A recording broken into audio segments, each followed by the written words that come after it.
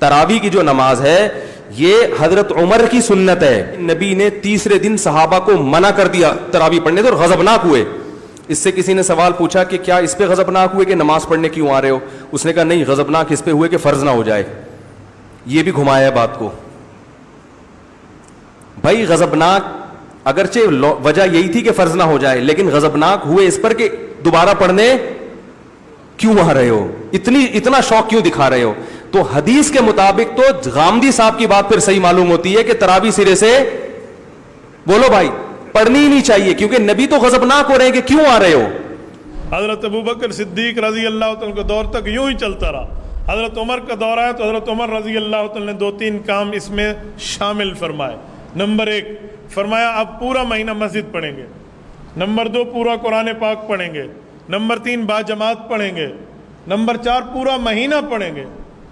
اذان میں الصلاۃ خیر من النوم کا لفظ حضرت عمر نے بڑھا دیا تھا. ان کے اندر بخاری کے الفاظ ہیں، آپ علیہ السلام سخت ناراض ہوئے اسی حدیث میں، اور آپ نے فرمایا کہ جاؤ اپنے گھروں میں جا کے نماز پڑھو.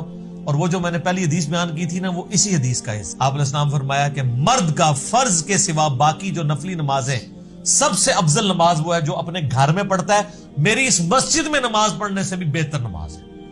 یعنی اللہ کے نبی کے پیچھے کوئی فرض نماز کے سوا نفلی نماز پڑھے اور مسجد نبی میں بھی پڑھ رہا ہو، تب بھی ان دونوں سے بہتر ہے گھر میں وہ نفلی نماز پڑھے. کہ جو تراویح نہیں پڑھتا اس کا روزہ ہی نہیں ہوتا. حتیٰ کہ آپ دنیا سے تشریف لے گئے. پھر سیدنا ابوبکر کا دور آیا اور یہ معاملہ اسی طریقے سے ان اٹینڈڈ چلتا رہا. پھر حضرت عمر کا دور آیا تو حضرت عمر کے بھی ابتدائی کچھ سال اسی طریقے سے گزرے. یہ مسلم شریف کی حدیث ہے. انہوں نے کہا اس سے بہتر وہ نماز ہے جو رات کے آخری پہر میں اٹھ کے ادا کی جاتی ہے. بس یہ کہ ہم آگے چلے گئے. یعنی مراد یہ کہ وہ حضرت عمر والی نماز پڑھتے تھے اور یہ جسٹ فیسیلیٹیٹ کیا. حضرت عمر بھی اس کو افضل نہیں سمجھتے تھے، لوگوں کو اکوموڈیٹ کیا. اس لیے شیعہ کا یہ موقف ہے کہ حضرت عمر نے جو شروع کروایا وہ اس کو بدعت سمجھتے ہیں. وہ بھی ایکسٹریم پہ گئے. حضرت عمر نے کبھی بھی اس کو ایز اے فرض کے طور پہ جاری نہیں کیا، جسٹ ایک مستحب کے طور پہ کیا. اور خود بھی وہ آپ دیکھ لیں انہوں نے تو نہیں پڑھی وہاں پہ نماز. جب آپ یہ کہتے ہیں خود تو کوئی نہیں پڑھی ہے، کہتے ہیں دیکھو جی یہ حضرت عمر کو کہتے ہیں نعوذ باللہ، وہ کہتے کچھ تھے کرتے سر جو انہوں نے کہا انہوں نے وہی کیا ہے. انہوں نے کہا اس سے بہتر نماز جو ہے رات کے آخری پہر میں پڑھی جاتی ہے، کیونکہ بخاری مسلم میں کہ یہ حدیث ہے نبی علیہ السلام نے آخری پہر میں اٹھ کے یہ نفلی نمازیں ادا کی ہیں. تو حضرت عمر تو نبی علیہ السلام کے طریقے کے اوپر چل رہے تھے. کہ شیعہ تراویح کیوں نہیں پڑھتے؟ اس سوال کا جواب جاننے کے لیے سب سے پہلے ہمیں یہ دیکھنا ہوگا کہ اس سلسلے میں پیغمبر اکرم صلی اللہ علیہ وآلہ وسلم اور اہل بیت علیہ السلام کا کیا موقف ہے، کیونکہ ہم فقط پیغمبر اکرم اور اہل بیت رسول علیہ السلام کے اتباع کے پابند ہیں. تراویح کہتے کسے ہیں؟ آج کی عام اصطلاح میں ماہ رمضان المبارک کی راتوں میں نوافل کو جماعت سے ادا کرنا تراویح کہلاتا ہے.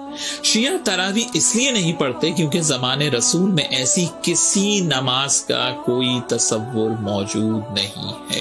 رسول اللہ نے اپنی حیات طیبہ میں کبھی نوافل کو جماعت سے ادا نہیں کیا، اور یہ شیعہ سنی کتابوں میں موجود ہے. مولا علی علیہ السلام نے اپنی ظاہری خلافت میں خطبہ دیتے ہوئے ارشاد فرمایا، الکافی کی 8ویں جلد میں یہ خطبہ موجود ہے. امام ارشاد فرماتے ہیں کہ واللہ لقد امرت الناس ان لا یجتمعوا فی شہر رمضان الا فی فریضۃ وَعَالَمْتُمُوهُمْ أَنَّ اجْتِمَاعَهُمْ فِي النَّوَافِلِ بِدْعَةٌ. مولا علی نے فرمایا کہ یاد رکھو کہ نماز واجب کے علاوہ کسی مستحب نماز کو جماعت سے ادا نہیں کیا جائے گا، اور نوافل کو جماعت سے ادا کرنا بدعت ہے. مولا علی علیہ السلام نے جو حق بات تھی سیرت رسول کے مطابق وہ لوگوں کو بتا دی. کیا باب مدینۃ العلم سے زیادہ بھی کوئی سیرت رسول اور سنت رسول کو جانتا تھا کہ ماہ رمضان المبارک میں نوافل کو ادا کریں، مستحب نمازیں ہیں، قیام اللیل کریں، لیکن ایسے انجام دیں جو رسول اللہ صلی اللہ علیہ وآلہ وسلم کی سنت کے عین مطابق ہو. الگ نماز نہیں. ٹھیک، میں نے جو بات کہی تھی وہ یہ کہی تھی کہ تراویح کوئی الگ نماز نہیں ہے، یہ تہجد کی نماز ہے. اب سوال پیدا ہوتا ہے قیام اللیل سے مراد کیا ہے؟ یہاں پہ میں تراویح کا جو پس منظر ہے وہ بیان کر دینا چاہتا ہوں. دیکھیے جیسا کہ ہم نے خطبے میں بھی دیکھ لیا، اللہ نے قیام اللیل جو ہے اسے فرض نہیں ٹھہرایا تطوعا، قرآن مجید میں بھی اس کا کوئی ذکر نہیں۔